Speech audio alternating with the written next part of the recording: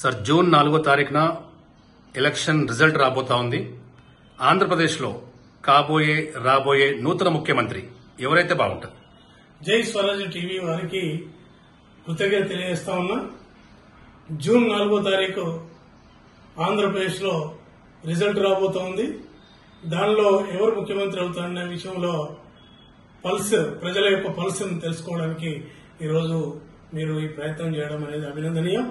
నిజంగా కూడా ఈసారి ఆంధ్రప్రదేశ్ లో తప్పకుండా మరోసారి జగనే ముఖ్యమంత్రి కాబోతా ఉన్నారు.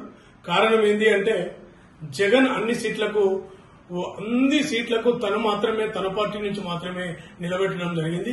కానీ ఏదైతే కూటమి పేరు మీద ఉన్నారో ఒక నలుగురు కలిసి ఇవాళ బీజేపీ, తెలుగుదేశం, తర్వాత జనసేన పార్టీ వీళ్ళంతా ఒక కూటమిగా ఏర్పడి నిలబడడం అనేది అది సక్సెస్ కాదు.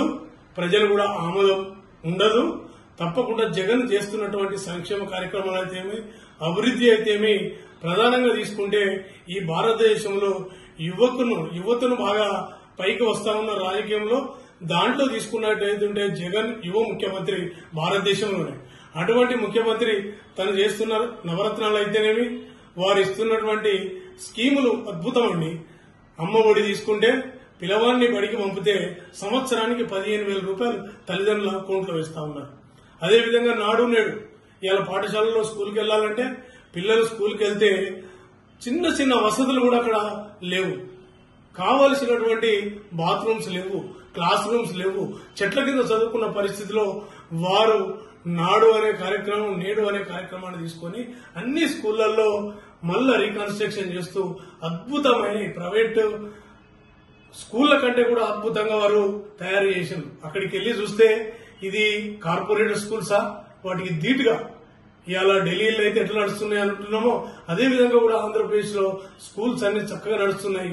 ప్రైవేట్ కార్పొరేట్ స్కూల్స్ అన్ని వెలవెలబోతున్నాయి. గవర్నమెంట్ స్కూల్ కు పరిగెత్తుతున్నారు పిల్లలు.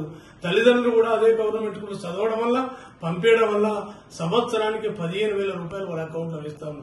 అదే కాదు, అక్కడ ఇస్తున్న పెన్షన్స్ తీసుకెళ్లి డోర్ కొట్టి 1వ తారీఖు నాడు ఉదయమే ఆ తల్లులకు, ఆ తండ్రులకు ఎవరైతే పిల్లల నుంచి ఆదరణ కరువవుతున్నదో అటువంటి వారికి డోర్ కొట్టి ఇస్తున్నారు. అంటే అంత అద్భుతమైన స్కీములు ఇంకేం లేవు.